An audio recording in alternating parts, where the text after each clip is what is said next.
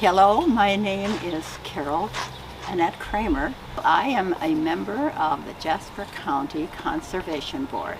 This is one of the most important parts of Jasper County. I know that. I was the first woman to be selected to be on this board. I was the first educator, and I was the first Native American. And now we have other women, and we have a wonderful woman director. We have a lot of women that are very, very well trained, educated, and dedicated to natural resources.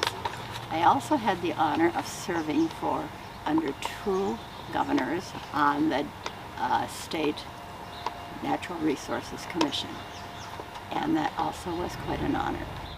My Ojibwe name is Wabaskunajins, and that means little unripe blueberry. And you probably noticed that I seem to be a little bit light-skinned for a Native American. That's because way back in I think it was a grandfather that was French. And so when I was born rather light-skinned for a baby, for an Indian baby. And so they took me to my grandfather. Actually, it was my mother's grandfather. His name was Netawash. And he looked at me, and I was a tiny little bundle baby, and he said, "Oh, no, I Wabaskunajins." He said, "Oh, poor little thing, let's get a little white blueberry." And so that's how I got my name. And so I didn't like my name for a long time, but now I think it's okay.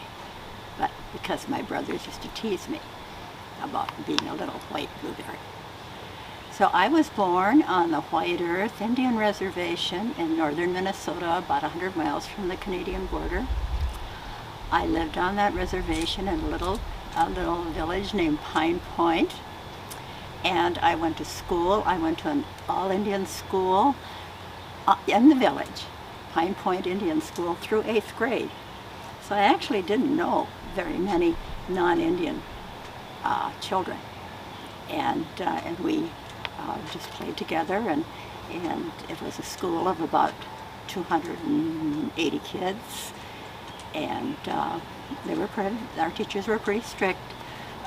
Didn't have any Native American teachers, just white teachers. And I lived with my mom and dad, and now we're doing social distancing, which I told Jade that social distancing would have been almost impossible in our house because, first of all, it gets pretty cold. And I had 4 brothers and a sister, and we lived in a 4-room house, which wasn't very big, and we didn't have indoor plumbing or electricity, so we were just kind of close together all the time. I don't know how we ever could have managed to stay 6 feet apart. But I grew up that way. It was a lot of fun. We grew up in a very seasonal way, and when we get to talking later on in another part of this session, you will be finding out more about my Ojibwe heritage, or Anishinaabe, like we call ourselves, which means the first people. I had a father whose name was Majigabo, and that means of standing straight and moving slowly forward. It's a very strong name. My mother is Bishobinashikwe. She is a Thunderbird lady, and that is one of the reasons I do have Thunderbirds sometimes on my beadwork. And my oldest brother was Ajajak. That means a sandhill crane.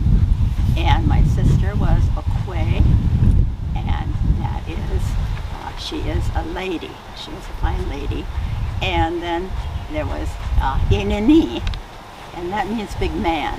But we called him Nini, so people thought that was silly, but it wasn't. Inini means a big man. And then I had another brother. Well, then I came along. I was the next one. I was Wabaskunajins. And then I had another brother, and his name was Shingabus. That means a duck that dips into the mud. And I always thought he had a silly name.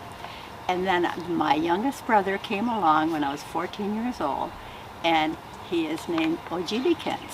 That means a little chip of a tree.